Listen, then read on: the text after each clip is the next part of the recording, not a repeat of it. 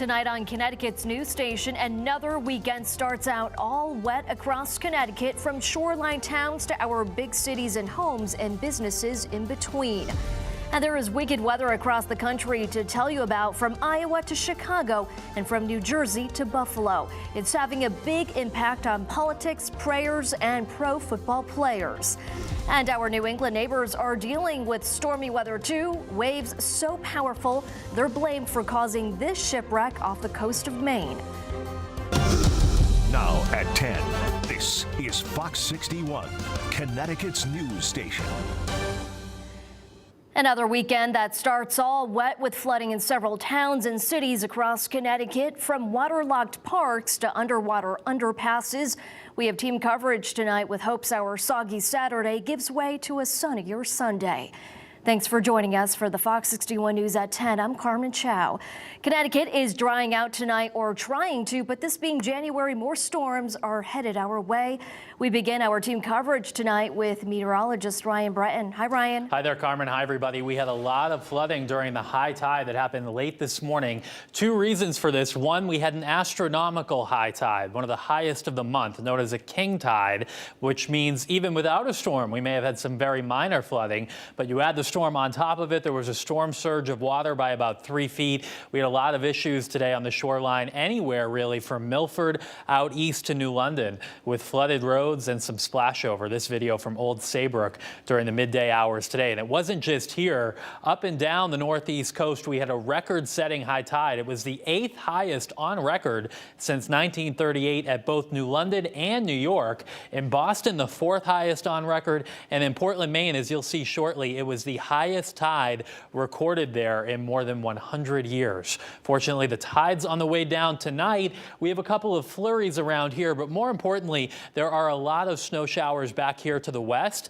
and some of these will be heading our way tomorrow. So for tonight, temperatures drop into the upper 20s and low 30s. For tomorrow, we'll have some sunshine to start the day, but as colder air begins moving in during the afternoon, scattered snow showers and even a few heavier snow squalls are possible, which could coat the roads between about noon and 4 o'clock tomorrow afternoon. We'll take you through the hour-by-hour timeline, and there are 2 more potential storms in the next 7 days. We'll talk about that as well. Carmen? Ryan, thank you. Our live team coverage of the storm's aftermath continues now, with flooding on the shoreline.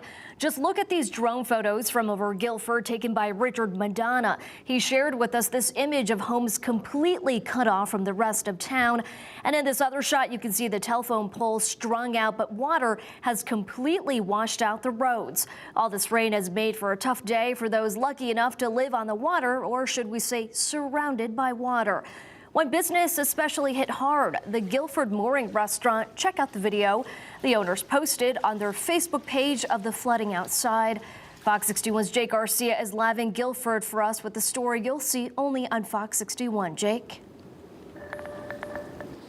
Well, Carmen, the owners of the Guilford Mooring are no strangers to high tides and even flooding from time to time, as this restaurant sits just right on the water. But today's high tide brought flooding that they've seen, like nothing like they've seen in recent years. Water's still coming in strong. The recent heavy rains combined with Saturday's king tide left several people combating coastal flooding.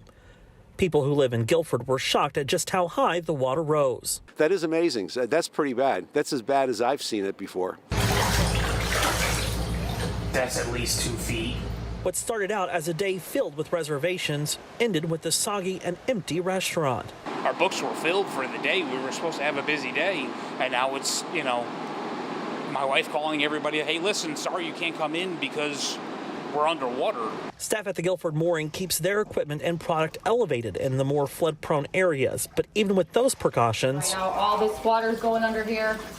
The floor is buckling. Saturday's flood caused at least $75,000 in damage to equipment alone. We did our best to clean up that we could, but destroyed our floors, destroyed everything that we had in here. It ruined our coolers and our refrigerators. It made it into our walk-ins.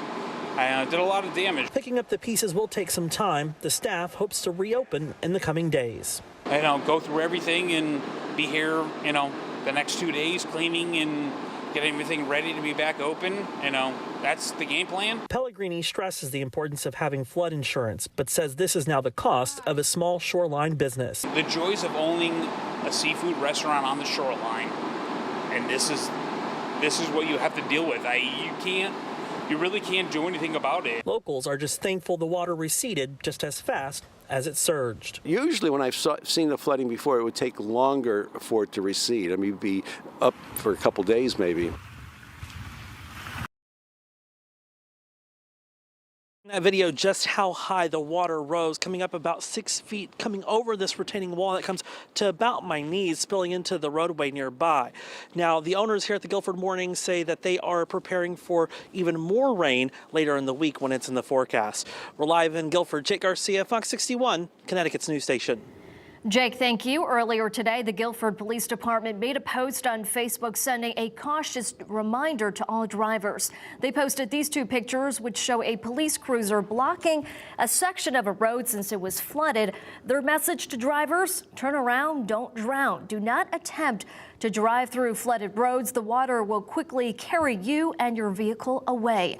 This morning, the Groton Police Department warned everyone to avoid traveling to downtown Mystic. There was significant flooding, as you can see in those pictures. Several roads in Mystic were closed off as emergency services were trying to remedy the situation. As of 1:15 this afternoon, most roads reopened, but drivers should still be careful as there may be debris and signs left in the roadway. Flooding in Milford also had the fire department putting out warnings. 3 roadways were impassable and closed, with possibly more on the list. They too reminded drivers to not attempt to drive through the water. The Fox 61 Storm Tracker is sponsored by Nero Facilities Management. And to show you how wind, rain, and flooding walloped parts of the state earlier today, we sent Fox 61's Keith McGilvery and video journalist Pedro Rivera out and about, reporting live this morning in the Fox 61 Storm Tracker. They traversed more than 100 miles as the worst of the weather hit, traveling from Hartford to the shoreline. Storm coverage starting early in Middletown Saturday morning with a flood advisory here along the Connecticut River. Ponding already underway. The rain was coming down and a whole lot of wind. Our next stop in the Fox 61 Storm Tracker, we headed to Weathersfield and Weathersfield Cove. This area known for recreation, but it's known to flood as well. Take a look. The parking lot underwater. We found some of the worst flooding when we hit the road some 60 miles southeast here to Groton, where Shore Drive and surrounding neighborhoods just covered in water. What are some of the challenges you're seeing with a winter storm? Okay, some of the challenges are, the tides are higher, and we're having to change the wind direction, and that's pushing the water up and over the retaining walls. It's also pushing the water up through our stormwater drains. What do you want your residents to know? Well, that this is a tidal surge. So once we're about to be at high tide, once high tide goes, the water will recede and we'll be back to normal again until the next storm. The Hartford New London Turnpike looking a lot more like a river as heavy equipment and crews were called in to try and clear out all this water. Spotted in the rain, Antonio and Fernando, their 1979 camper making its way from Massachusetts to Florida, and they say this thing has been through all the weather. It's seen snow, sleet, rain, obviously heat, sun, seen it all. With the potential for more storms throughout the season, this is the reminder of what not to do. Authorities saying not to drive through standing water like this, that it can certainly lead to trouble. On the Storm Watch, I'm Keith McGilvery, Fox 61, Connecticut's news station. All right, Keith, thank you. Looking beyond Connecticut, floodwaters are finally receding in New Jersey cities and towns along the Passaic and Pompton rivers. And flood-wary Paterson, first responders had to evacuate homes and businesses after those rivers rose to major flood stage. And the weather was especially wicked in Maine today. The waves and wells splashed against that coastal town seawall, causing more damage following the storms that wreaked havoc just a few days ago. Folks there are calling it historic flooding. Our sister station there sent us this video of flooding in Old Port, where businesses were only starting to recover from the weak storms. The water had risen to 3 feet in places, and now this is a second wave of flooding. Folks in another seaside town, Kennebunk, Maine, saw towering waves come ashore today. And as Chris Costa from our main station shows us, a fishing vessel was no match for those tall, crashing waves. I'm Chris Costa here in Trundy Point in Cape Elizabeth, and what you're looking at over my shoulder is a 50-foot fishing vessel. Good news here, nobody was hurt. The Coast Guard actually got the distress call from this boat around 12:36 in the morning. That's when they dispatched the Cape Elizabeth Fire Department's wet team to do a water rescue. They got all 4 crew members safely off that boat back into shore. But we've talked to several people, including somebody who says he's repaired that boat in the past.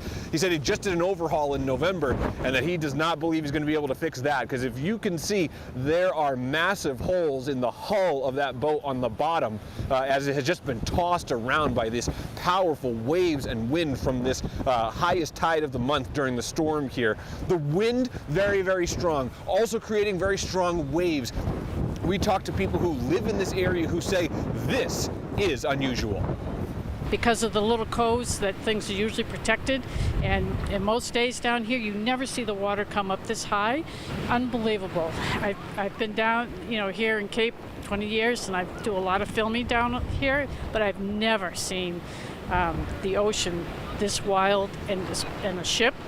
Unbelievable. This is a very rough area out here with lots of rocks, so the wave break actually from 2 sides here. So it's probably the worst place a boat can end up, right outside of here in the Trundy Point. When you saw this for the first time, seeing this boat in the situation, and what was your reaction? Well, my God, there are people down there. But my understanding is they were rescued, so that's good to hear.